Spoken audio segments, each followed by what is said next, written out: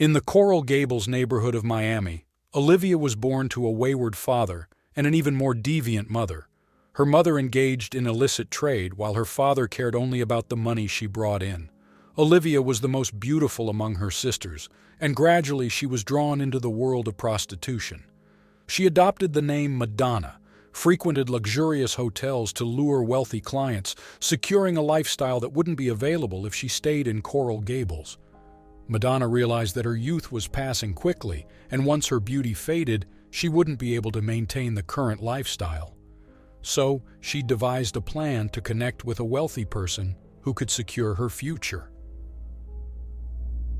In one of the luxurious hotels in Miami, a gathering of contractors, businessmen, and entrepreneurs took place every evening. Among them was a man in his 60s who seemed interested in the beauties around him, though he tried to conceal it.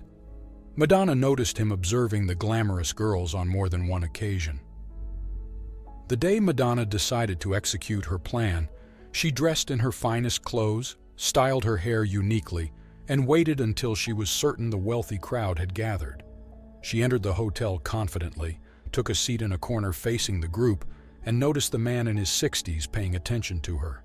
She intentionally ignored him, pretending to browse a magazine she had taken from her purse. At some point, their eyes met. The man in his 60s smiled with excitement, and she responded with a shy smile, igniting his interest.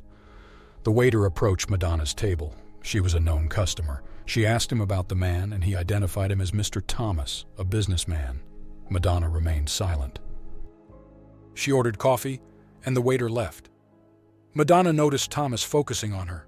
He smiled again, and she responded with another smile. When the waiter came back, she handed him a note with her phone number, asking him to give it to Thomas discreetly. After drinking her coffee, she left the hotel lobby. Before exiting, she glanced at Thomas once more, finding him captivated. Thomas would call her, and indeed he did. She pretended to be from a respectable family, and that formed the basis of their interaction. They met the next day, and she informed him that she couldn't stay out past 7 p.m. due to her father's disapproval. As the conversation progressed, Thomas became enamored with her. Madonna told him that she would only accept him as a husband. After a week, Thomas decided to let her stay with him for a while in his private apartment, where he often entertained businessmen. In that apartment, Thomas spent most of his time with her. Madonna manipulated him into giving her something from his possessions.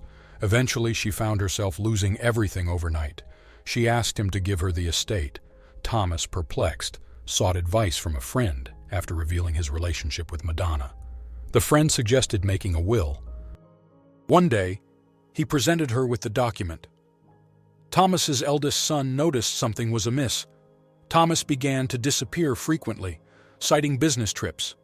Suspecting Thomas's intentions, the son hired a retired police inspector to investigate. The inspector uncovered two things. Thomas was in a romantic relationship with Madonna from Miami, and she hosted her former lover in the apartment every evening. The son decided to intervene, trying to prevent his father from meeting Madonna. Thomas sensed his son's vigilance, expressing his discomfort, but the son explained that he feared for his father in that relationship. Thomas was shocked. Still, his son suggested changing the times he visited Madonna to discover her infidelity with her former lover. Thomas initially didn't believe his son, but changed his mind the next day when he acted normally and left her apartment, only to return after 2 hours, finding him with her. He returned home, and Madonna knew her secret was exposed. Thomas's health deteriorated, and he was transferred to the hospital where he stayed for several days. Madonna consulted a lawyer about the will, learning that it would only be valid after Thomas's death. When Madonna met her former lover, George, they discussed the situation and agreed that he would kill Thomas, allowing her to benefit from the will. 2 days later at 10 p.m., a man dressed in white entered the hospital and suffocated Thomas with a pillow. Thomas tried to defend himself, but it was futile. In the morning, when the nurse checked on him, she found him dead. The doctor suspected foul play, and the police were informed. The forensic examination suggested that the man was strangled, and black hairs were found under his fingernails, which didn't belong to him, as he was bald. The hairs were sent to the lab, and the nurses were questioned. The night guard stated that a doctor came after 10 p.m., entered Thomas's room for about 10 minutes, and then left. The hospital administration denied calling in an external doctor, confirming that their medical staff covered all specialties. A seasoned inspector among the investigators noticed that everyone entering the area passed through a camera-monitored corridor. He requested to review the footage from the night Thomas was killed and called in the night guard.